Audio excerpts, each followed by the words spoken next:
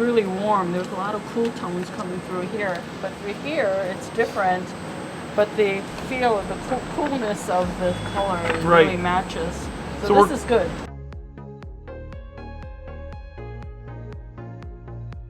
The issue is taking that color that the creatives and the renditions create and then bringing it to the real world where Anthony lives and say, hey, Anthony, this is what our branding person has given us. This is the way the rendition is.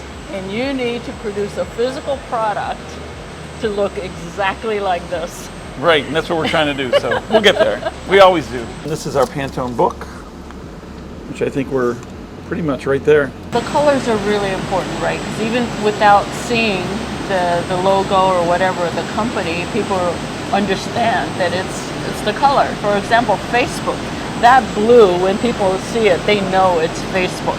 So in order for branding to be really fixed in people's mind, you have to be consistent not only with the branding logo, but also your color scheme.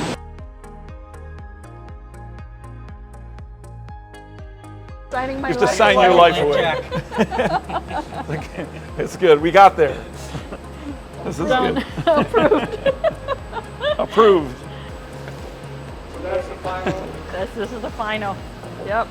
That's the new standard. I opened it and I saw the secondary colors, and it's just like, this is beautiful, Bring it up to color, and on the recycled substrate, I think you're going to be pretty darn close. Yeah. He said he could make it a little bit darker. So. Well, it'll just be because of the substrate. It'll look a little darker than the proof, just a touch. But I think you'll be happy there. Okay. I watched kind of from the sidelines when your first order was, I think, maybe 5,000 cartons. It was a very small order. And now that you're getting traction, your orders increase and increase and increase. The one that we're here now to do the press okay for is a 50,000 carton order. So yeah, so you've been growing, and it's been really interesting to kind of watch that growth and be part of it. The size of small runs. I mean, it's really hard to find carton people to produce in the size runs that MOD-PAC does. When you're first starting out, you don't have the money to order thousands of boxes.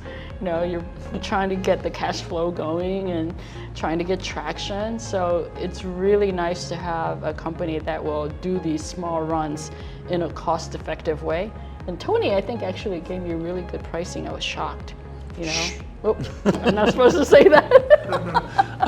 I think that's fine, because I think once we put it on this background, this is going to get a little muddier. Yeah, let me I'll show you. The other thing we don't want to do is make a lot of inventory for you that if you change ingredients, or if you something changes on the carton, that then creates obsolescence, and trying to avoid that as part of the partnership. So we try to work with you with that. Yeah. I think since we ran that first carton, the FDA changed regulations on labeling twice.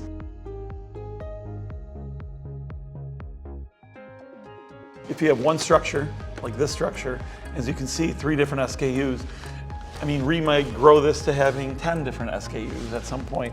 What we do is we allow the customer, in this case, she ordered 50,000 cartons, but 3 different quantities of the 50 to make up that 50. But it's called family pricing. So we do that with many customers, where they're able to run multiple SKUs in one structure, and we give them one price. We just try to take the complexity out of it, make it simple, make it easy for the buyer on the other end. So that's really greatly appreciated.